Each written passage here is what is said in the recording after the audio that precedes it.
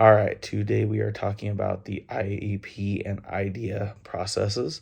Uh, the first part of that is the parent and student involvement. Parents are going to be kept informed of their students' progress. They will also be kept included in all IEP meetings with the school staff.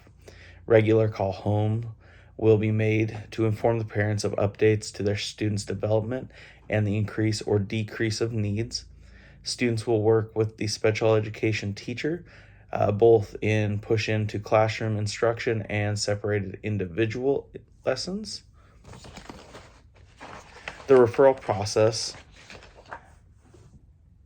with special education comes in the hands of the special education teacher. Evaluations by the special education teacher will help to determine if a student is in need of an IEP to assist them in the classroom. These referrals can come in the form of evaluations of their classwork, behavioral examinations, or the needs for differentiated learning.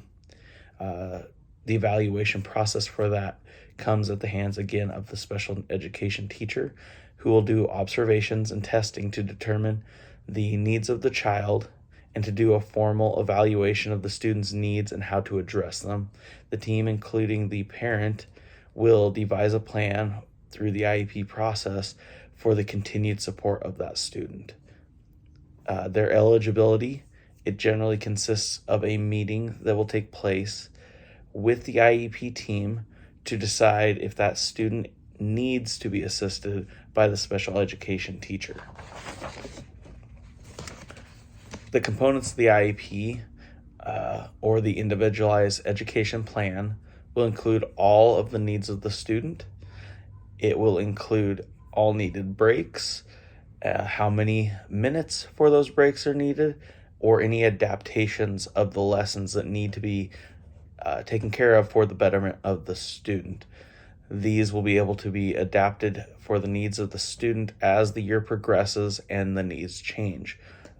Throughout the year, they will not stay the same because the child will adapt. They will come a bit better able to handle processes and move forward most likely. So they need to be able to be adapted.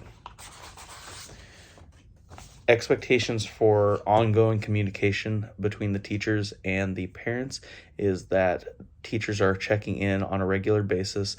Both the special education and the general education teacher should be checking in with the parent, letting them know how things are going, if there's any challenges, anything that need to be adapted, and then meetings can be adapted from there. Additional IEP meetings can be had if changes need to be made and the parent needs to be made aware. So the special education teacher is generally involved in scheduling those IEP meetings. They are there to help support and push in where they need and take the student away if they need to have individualized learning. Ethically, it is the teacher's responsibility to keep all information safe. That information should only be available to school district employees, teachers, special education teachers, the parent, and possibly the student if they are needed to be involved. Those things should never be involved in getting away from anyone else.